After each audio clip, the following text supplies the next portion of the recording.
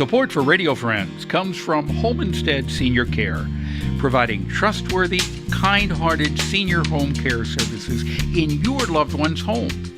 All caregivers are thoroughly screened, extensively trained, professional, and reliable.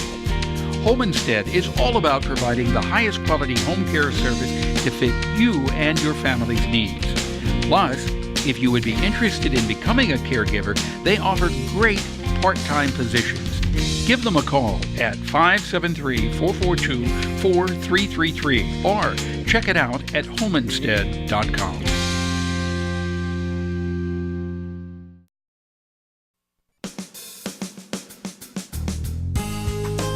Good morning and welcome to Radio Friends on Thursday, November the 8th. My friend JOAN STACK is with us, as I like to refer to her as the walking encyclopedia. Good to have you here, Hello, JOAN. it's nice to see you. Good to have you here from the State Historical Society. And you really are a walking encyclopedia. You get JOAN on, I can just sit back and JOAN goes on about everything. What do we got going today, JOAN? Well, last time I came here, I talked about an exhibition of the work of Thomas Hart Benton that we have in our gallery right now, and please come and see it. It's World War II paintings by Thomas Hart Benton. But just recently, we acquired a sculpture of Thomas Hart Benton by another artist, an Oklahoma regionalist by the name of Charles Banks Wilson. And I'm going to hold that up here, and those of you on TV can see this. For the ones who are listening on the radio, why don't you describe this? It's a bronze sculpture. It's about 2 feet tall, and so it stands up on a pedestal in our gallery. And it shows Thomas Hart Benton striding forward. He's holding a walking stick, and he has his sketchbook under his arm.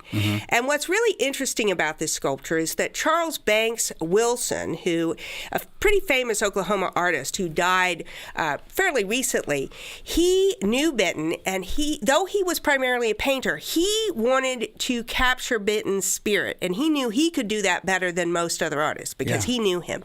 And so what he was trying to do was show this person who wanted to explore the world, to go into the world, see people, see landscapes, and represent what he saw and help communicate his vision of the world to other people.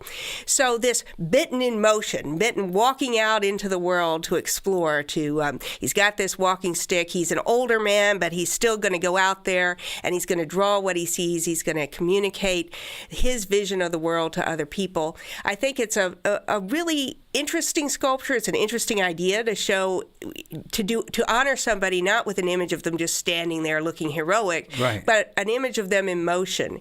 And it's exciting for us to have in the gallery. Now, this sculpture was created in order to make, it was a model for a much larger sculpture, and that sculpture was finally erected in 1990 at the Kansas City Art Institute. It's a sculpture of Benton striding forward. So it's the same. It's the same, but it's life-size. Now, Benton wasn't very tall, so life-size is about 5'1". But he was that short? He was quite short, yes. I mean, it's kind of interesting. If you ever go to his house, you feel like, I feel very, very tall because the counters in the kitchen, his wife was also very short, are very low at kind of a miniature house. But really? I didn't realize that. Yeah, he was not a tall man, but he was a visionary, I think. I think we are beginning to recognize what an important artist he was for representing who we are as Americans. He really was interested in representing the people of America, the places of America, but not the places that people normally think of as pretty. You know, he might go into the city and paint an industrial scene, or he might paint the back of the house with the trash heap and the well instead of the front of the house with the beautiful portico. You know, he was much more interested in showing us how we lived. And instead of the image that we want to portray. That's right. Yeah. And so I think this is a great way to honor Benton and a way to help humanize him. I mean, many people, especially young people who come into our gallery, don't have any idea who Thomas Hart Benton was. I mean, he died in 1975, so he has been dead a long time, and people no longer remember him, younger people especially. And so this image that gives a little bit of a feeling for his personality, his spirit, is a way to help people understand the importance of this artist and who he was and what he meant to Missouri. Don't you find it amazing that, and there are some artists who have the ability, as you mentioned at the very beginning of this, to capture the spirit of a person. That's right, yeah. That's a very, very special talent when you can create a model like that or a painting and actually capture the soul, the spirit, the embodiment of a person. Yeah, and I think, it's not just getting an accurate representation of the face. A photograph will do that. It's the idea of a gesture, an expression, what a that movement. person is or yes, was. and the sort of gesture and expression that best expresses who they were.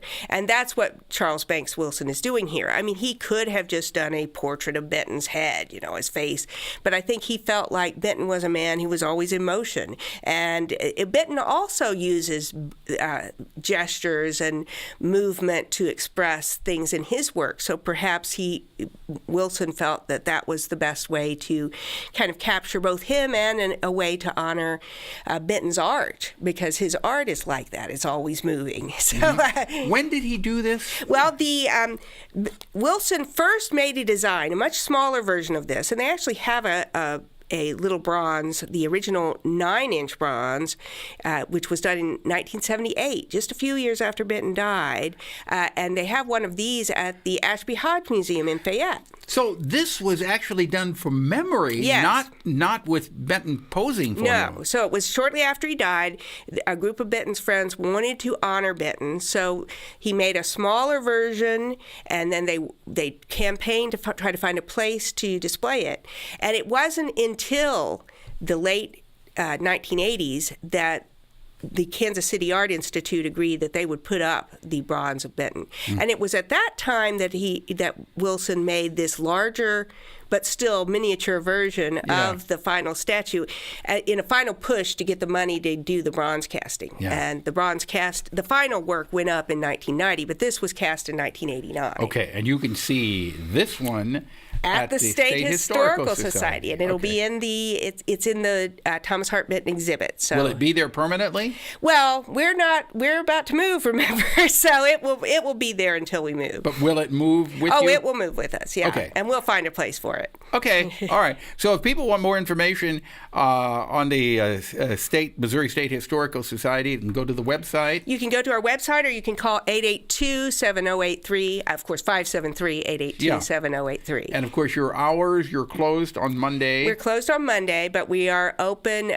from 8 to 5 on the weekdays and 8 to 4, I believe, on Saturday. Okay, all right. And Joan, always, it's a pleasure having you here. You really are a very interesting lady. I never tire of listening to you. All right? JOAN Stack from the State Historical Society, Missouri State Historical Society. When are you moving, by the way? Well, we'll probably be shutting down in April, but we'll have our grand opening in the summer, in August. Okay, all right. Tomorrow, the League of Women Voters and Columbia Public Schools Planetarium. If there's something you'd like to hear or see, drop me an email, pepperp@missouri.edu. Have yourself a good day. Bye-bye.